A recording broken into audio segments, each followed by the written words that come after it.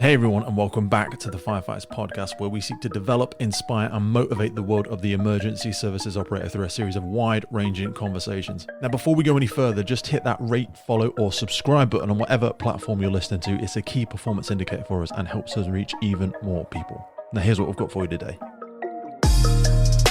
Now, debriefing, also referred to as post-incident reviews, is a formal and sometimes informal method of us having that cyclic learning process, and this is used in all emergency services, especially in UK Fire and Rescue Service. Now, debriefing can range from hot debriefs, which occur at the instant before personnel leave, to large multi-agency debriefs or public inquiry following major incidents. They're an important part of improving personal and organisational performance, and they should take place wherever and whenever there's an opportunity to improve the service delivery. Now, there's also all kinds of active monitoring during the incident, and there's loads of different operational performance monitoring and mentoring and coaching and observations and all sorts of stuff that can happen. Now, on the podcast, we are going to be doing every single week, optimistically, we are going to be having incident debriefs. Now, a lot of this has been coming through the UK Fire and Rescue Service by means of things like National Operational Learning, National Operational Guidance, and these, again, all exist to facilitate continuous improvement in the sector. What we're going to be looking to do on the podcast is effectively create a vehicle in audible form for you to come in and learn, listen, reflect, discuss, debate, argue, send in your feedback, make recommendations, and try and share some of the learnings and promote best practice so that at the very least we can avoid making these mistakes again. So we are reaching out far and wide. We've spoken to a whole host of previous guests about incidents they have attended. We're going to be looking at some case studies, and we are also going to be calling out to our listeners of the podcast to send in their incident debriefs, something poignant they've attended, a lesson they want to share. And again, this can all be done anonymously, so don't worry, we're not going to shout your name out if you don't want it to be heard on there. What we really want to do, guys and girls, is just share the learnings. Now, the first incident we're going to look at today is one from Hampshire Fire and Rescue Service. This was on 13th of May 2016. This incident has been known as the Flower Factory and happened at approximately 5:04 on the initial call. This was the 13th of May 2016. Located in Bitton Road West, Southampton, UK, attended by Hampshire Fire and Rescue Service, and the nature of this particular incident was a fire and explosion that came into the cruise. It was a warehouse property with commercial sales type and commercial premises used for the production and sale of fireworks, which is always a bit of a tasty thing when you know you're going to an incident with that sort of data on it. It was a semi-detached building built from steel frame and part brick walls, part sandwich panels, glazed frontage, and pitched corrugated asbestos roof over the concrete base. So immediately, when you start thinking about asbestos, you think about fireworks, what are the things that are going through the incident commander's head en route to this sort of premises? So at approximately 5:04, Hampshire Fire and Rescue Service were called to a fire in a flower factory. 3 pumping appliances and a station manager were mobilised. The area is within a densely populated residential area. First crews arrived at 5:07 and second and third pumps arriving at approximately 5:11 and 12. The crews turned up to a well-developed fire, which included an international standards organisation ISO container. So that's the big steel containers that you see on ships. That contained fireworks. Crews decided to fight the fire to limit fire spread and prevent incident escalation and begun setting up monitors. So when we say monitors, think ground monitors. You see a variety of these different up and down all over the UK. Now, an evacuation procedure was also prioritised, which was begun at approximately 5:16. Roads were closed to prevent traffic from passing by the fire. An assistance message for the incident commander, which at the time was a watch manager, was sent also at approximately 5:16 requesting make pump 6. An aero ladder platform was also requested. Now, the owner of the building was also present at the time, which is good, as they had attended to the scene and gave crews information about the container being half full of fireworks. This, of course, helped create plans for the shop and the crews. Now, approximately 5:30, a further assistance message of make pumps 10 for personnel to assist in evacuation of properties. This was sent by the station manager who had taken over the incident at this time. Just a word to the wise there again, when we're making our assistance messages, of course, we're always putting our justification in there, and this one was for personnel in general. Now, after members of the public were evacuated from the area, crews remained within close proximity to the fire and continued to fight it. At approximately 5:36, a large explosion occurred with some crews exposed to the blast wave. Some firefighters were within approximately 10 metres to 20 metres from the premises at the time of the explosion. Another large explosion was recorded at 5:42 by a body-worn camera showing crews within 20 metres of a major explosion. Further significant explosions were heard and recorded on body-worn cameras. At 5:58 and 6:03, further explosions were heard, and at approximately 6:01, a make ALPS 2 assistance message was sent. Concrete asbestos had been identified as being involved at the incident. Several firefighters suffering ringing in the ears due to their proximity to the major explosion during this particular incident. A police officer was also seen to be in an exposed position while appearing to maintain a road closure cordon during the time of a significant explosion, which was shared as part of the investigation.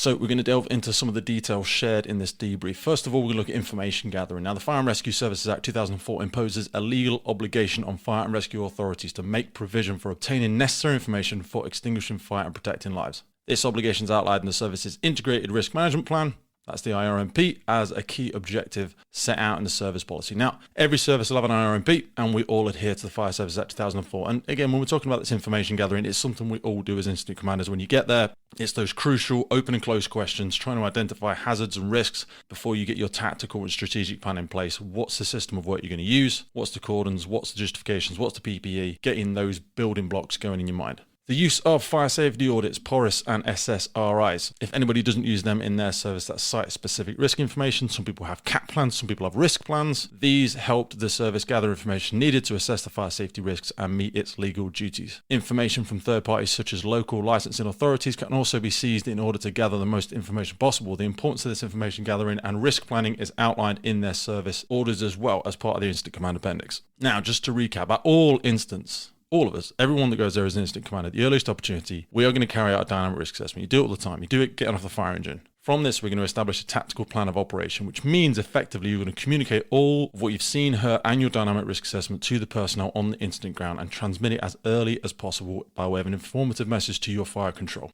Now, the flower factory fire presented a number of hazardous risks to attending crews as identified on the specific SSRI. The investigation found that the appliances 5.4 PAPA4 and 5.6 PAPA4 printed off the SSRI en route to the incident, so they printed it off. Great action from the incident commanders, from the JOs on those appliances, printing it off on the front of the pump, beginning to brief your crews what you go into. There's a container, it may consent, it may have fireworks inside it.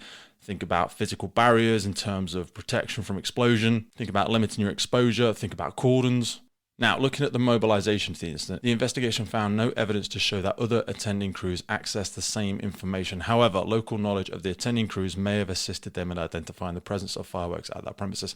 I'm going to say it definitely did. I mean, the first two appliances en route, usually going to expect the incident commanders or the crew managers on those appliances to print off the SSRI. It'd be nice if those who are called on the mobilization, who are called on the makeup, are going to print off the SSRI as well. But there's also an expectation that when you arrive at an incident, you are going to be made aware of the hazards that are in that sort of area. But it's worth noting, a good diligent incident commander or JO is going to look at that SSRI en route and ensure they're empowering their crews with the information to make good decisions when they get there. Now, prior to booking in attendance, Fire Control contacted 5.4 PAPA1 by radio to inform them that the incident involved a fireworks factory. There is no evidence to show that this information was shared with any other appliances or entered onto the log. Again, that might be a miss from their Fire Control. So there's an expectation that yes, the incident commander and the JO is going to check the SSRI, but if they don't, it's always nice to have that prompt for control to let them know what they are heading into. Now, the PDA, stands for predetermined attendance for attending an unknown hazmat incident, is identified in their service orders, and this involves 3 pumping appliances: 1 RSV, which is a response support vehicle, a TACAD, tactical advisor, a HMEP, so a hazardous materials environmental protection advisor. They'll send one of them to the incident, send one to control, 1 operational equipment technician, an environmental protection unit, the EPU, and a DIM vehicle. These are regional assets provided via National Resilience, that's detection, identification, and monitoring.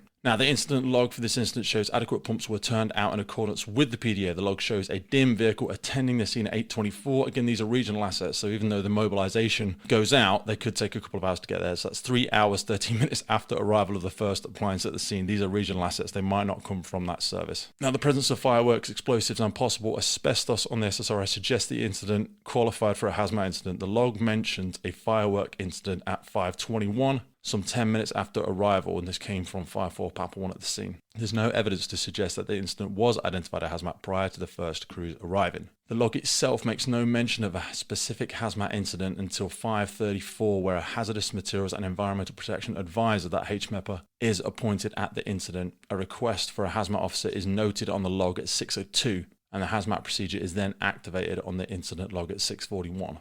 Next up, we're going to look at some of the explosive aspects of this incident, if you excuse the pun. So 5.6 PAPA4, 5.4 PAPA1, and 5.4 PAPA1 approached the premises just before 5:12. Then CCTV from Southampton City Council shows a large plume of smoke emitting into the air around the building. Now, a bullet road runs within 10 to 15 meters of the front of this premises, indicating that all 3 appliances passed close to the fire on their arrival. Now, if an explosion occurred as the appliances passed the incident in front of the premises, it could have involved crews in a mass explosion, endangering firefighter safety. Now, all these appliances came to a stop behind the building next to the fire on the junction of Bullet Road and Cobbett Road. Fire Facts 22 explosives state that fire should be tackled from behind substantial cover. Now, again, we spoke before about physical barriers, and you know what, turning up to this incident, yeah, if you look at the SSRI, you've got to be considering fireworks and stuff like that, but it's just worth having in the back of your mind, what is the physical barriers, what is the physical protection between myself and the potential explosives and also the vehicle itself. The vehicle's going to provide a certain amount of protection, but if you're going to be sat in view of an explosion, there's an opportunity and there's a potential there that this could put you and your crews in significant danger. Evidence has shown that 5.6 Papa 4, 5.4 Papa 4 and 5.4 Papa 1 were shielded by the nearby building that was positioned between the fire and the appliances. The operational investigation found that 5.6 Papa 4, 5.4 Papa 4 and 5.4 Papa 1 took up their final positions in order to leave room for the ALP itself, because again, these need a footprint to actually become functional. It appears crews would have partnered with the premises had the ALP not have been ordered.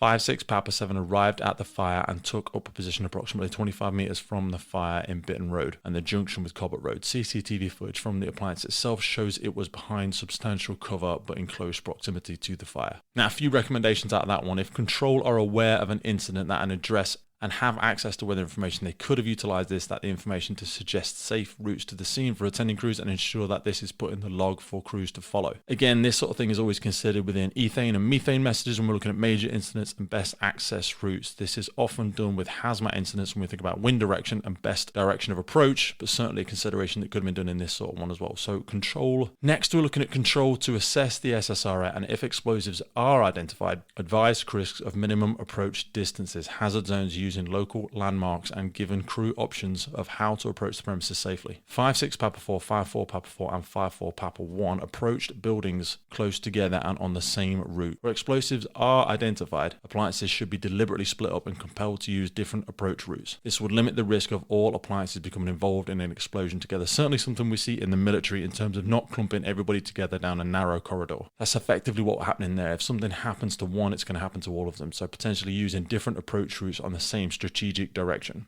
Next, we're going to look at some of the aspects considering asbestos. Now, the CCTV evidence from those vehicles and attendants shows crews in close proximity to the fire on arrival. None of the individuals are shown to be wearing dust masks, despite the mention in the SSRI that the roof sheeting possibly contained asbestos. Now, one of the firefighters describes in their contemporaneous notes that he himself wore full PPE but no BA despite operating a jet 25 meters from the fire. Now, we know that firefighters are putting themselves in these environments, and myself included, going into car fires 15, 16 years ago when I first joined, we're going to have put ourselves in these situations. But when you've been empowered with that knowledge, it is worth those extra few minutes of consideration of what level of face shield, personal respirator, or breathing apparatus needs to be in place to give that firefighter the full proper PPE relevant to the hazard. Now, CCTV from the first appliance at the scene indicates that little information was present about the asbestos risk, since 3 appliances drove through a smoke plume in front of the premises on their arrival. Now, from a map of the area, it's clear that a downwind route was possible by entering the area westbound on Bitton Road West and then turning right onto Cobbett Road to navigate to the rear of the premises. Such a route would have helped the crews avoid the smoke plume. Identification of the need for dust masks was discussed at the command briefing at 7:36, but some 2 hours after the major explosion at approximately 5:36. Now, on the available evidence determination that the incident was asbestos, it did not appear to be confirmed until the command briefing at 7:36, where the body-worn video of a station commander confirms that dust masks should be worn. Sadly, only one available analytical risk assessment from the incident, which began at 11:30 in hourly intervals ending at 18:02 on the same day, identified this hazard. Now, hazmat guidance states it is often difficult to assess if a hazardous material such as asbestos is present when attending an emergency. However, evidence shows that the SSRI referred to possible asbestos in the roof sheeting at number 1 on the hazard overview. It's unclear using the available evidence of the SSRI was available to the incident commander on his arrival, or if there was an oversight of this information until the risk was discussed during the command briefing at 7:36. Now, it's worth mentioning in regard to hazmat guidance that it does outline the default level of respiratory protective equipment. Now, hazardous materials incidents should be self-contained positive pressure breathing apparatus. This should only be varied following a full risk assessment involving a hazmat advisor. Now, CCTV footage shows that the majority of the firefighters within the hazard area and within 20 meters of the fire were not wearing BA or dust masks. This is shown in the contemporaneous notes of the firefighter, who was approximately 25 feet away from the fire, wearing PPE but no BA, owing to the fact that he was outside of the smoke plume. So a few recommendations at the back of this one was all crews attending asbestos incidents should wear dust masks outside the 25-meter cordon recommended by Firefax immediately. All of those within the 25 meters fire should wear full BA and PPE regardless of whether the incident is asbestos, minor or major. In asbestos minor incidents, all soil kits should be dampened down before return to station. This obviously stops the contaminant from spreading if it's applied a light mist or water to the PPE itself. In asbestos minor incidents, all soil kits should be contained firstly in a soluble laundry bag and then a plastic outer bag. Remember to gooseneck your bag when you're doing it, folks. So seal the inner bag, big plastic bag on the outside, gooseneck it, cable tie it, and take that soil clothing back to station. Now next we're going to look at the decision that was made and the fact itself to fight the fire. Now the role of the service in respect of fires involving explosives is outlined in the operational guidance for explosives, which states Hampshire Fire and Rescue's role at the incident is to ensure safety to our personnel if involved and to save and protect the public in an emergency situation. Now Hampshire Fire and Rescue Service role is to also prevent any escalation of an incident from fire and collapse as a result of an explosive substance detonating. During the incident, the decision was taken to tackle the fire, protect the public, and ensure the area was evacuated. It is without question that this was the correct course of action. Contemporaneous notes from those in attendance is clear. For example, from the watch manager himself, the contemporaneous notes read, "We were putting water on the fire in order to limit the fire spread and save lives at the risk of an adjacent building." Contemporaneous notes from one of the firefighters said, "There was a sudden and extended explosion which seemed to take place all around us. My position was approximately 10 meters away from the front of the building to the right of the entrance, and my task as branch operator was to direct the jet at the flames in order to prevent escalation of the incident and protect neighboring properties." On arrival of the first crews just before 5:12, no evacuation procedure had been initiated and the fire was shown on CCTV to be well developed by that point. By 5:16, the evacuation procedure had begun, and this is a major priority for the crews. Crews arrived, set up monitors and 3 handled jets within 10 meters of the front of the premises to tackle the fire. And the 4th firefighter on the appliance and the police officer then started evacuating the premises along Bitton Road West that were adjacent to the fire. The incident commander asked the crew manager to carry out a full recce, so a 360, of the site, but before this was done, the crew manager was asked via handheld radio to relocate an appliance along Bitton Road West to stop westbound traffic approaching the fire. Fire 4 Pampa 4 was used to block the road and was eventually positioned at the junction of Bitton Road West and Colbert Road. Station manager and firefighter 5 set a priority of evacuating members of the public. Station manager 2 told nearby crews to use jets as cover for evacuating the public and not to progress past the defined mark. Evidence supports the suggestion that the evacuation was successful and safeguarded the public, as no injury reported to the service following the incident. I will pause there and just say it's an incredible action by those in attendance to really consider the evacuation and sort of limit the exposure that this is going to put to the public.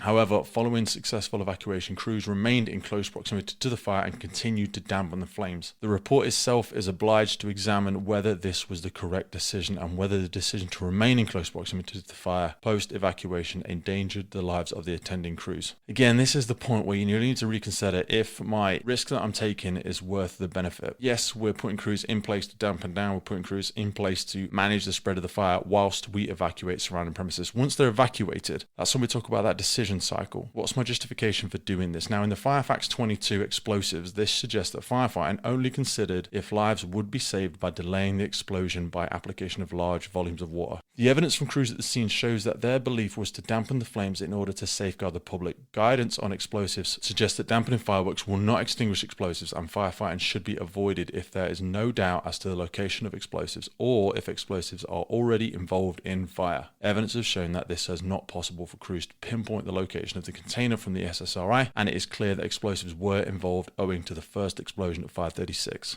Once ignited, explosives will not be extinguished by the application of water, irrespective of the amount used. If fire has already spread to the explosives, the application of water will not extinguish the explosives. The fire should therefore not be fought, as it is impossible to predict both the timing and the extent of a mass explosion. If there is any doubt about the type or location of the explosives, or if it is unclear if the explosives are or are not already involved in fire, the fire should not be fought. Earth embankment or similar substantial cover will provide some protection, but consideration must always be given to the consequences of a blast wave. Small buildings or vehicles offer little protection, and sheltering behind walls can be dangerous because they will only stop small projectiles. Any explosion may overturn vehicles, demolish walls, and in doing so create more projectiles and associated hazards. Now, once an explosion has occurred, secondary explosions can take place from some considerable time. The fighting of secondary fires should not take place until there is a confirmation that no more explosives remain. Footage from this particular incident and the scene shows that fire had started on arrival of the first crews,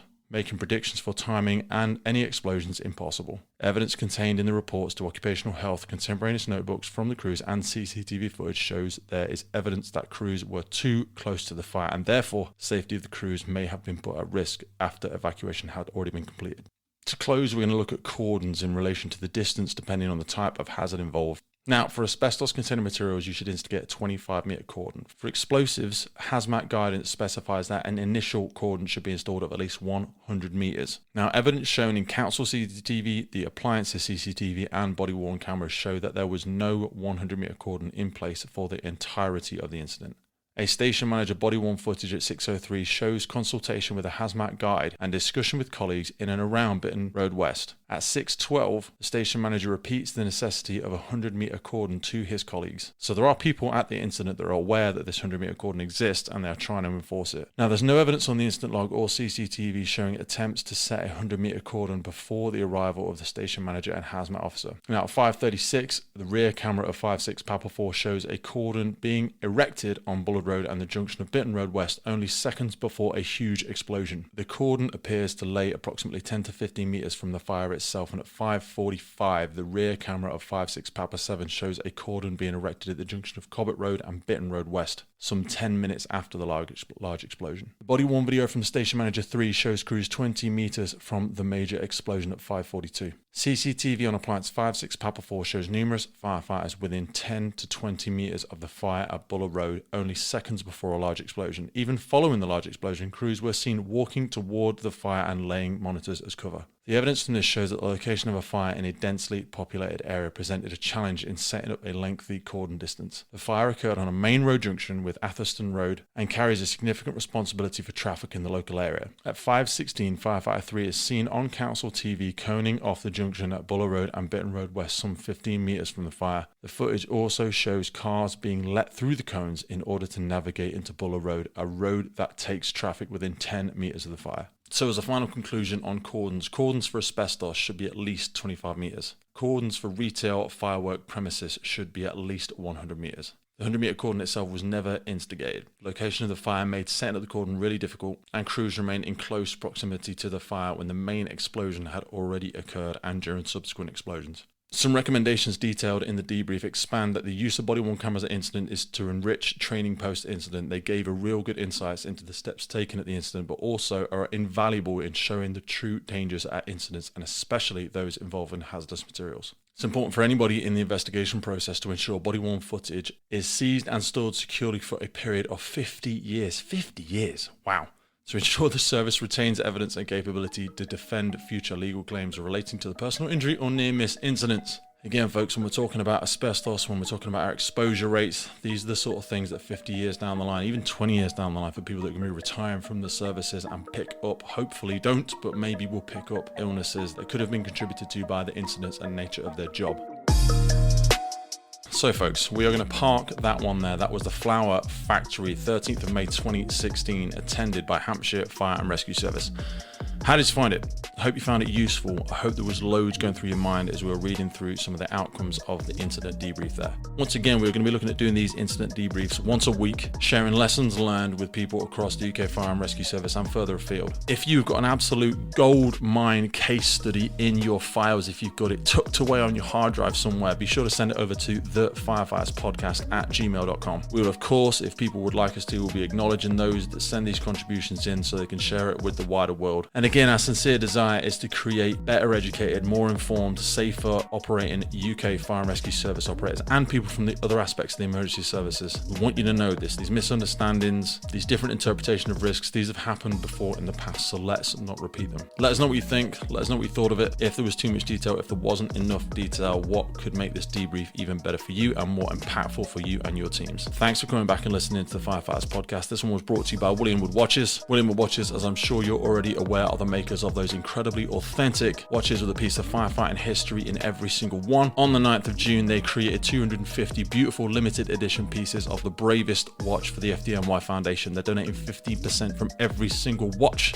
to the FDNY Foundation, and it's pretty incredible to see that William Wood watches are now in the Rockefeller Center. The FDNY Fire Zone store that's held within Rockefeller Center on the 9th of June, they will be having one of their watches, which is going to press William Wood watches into the history of FDNY. Johnny and the team are over there kicking ass and taking names. Be sure to join them on their journey. Head over to williamwoodwatches.com, check them out on Instagram, check them out on YouTube. You can check all of their watches right there, from the Jubilee to the Triumph to the Valium to the Bronze to the Chivalrous, and they run competitions supporting firefighters charities all over the world, including the Firefighters charity in the UK. So once again, thanks for coming back to the Firefighters Podcast. Go and check out William Wood watches. Go and check us out on YouTube. Subscribe if you're listening on Spotify, if you're listening on one of those platforms. Follow us, rate us. Thanks for coming back, and we look forward to seeing you again real soon right here on the Firefighters Podcast.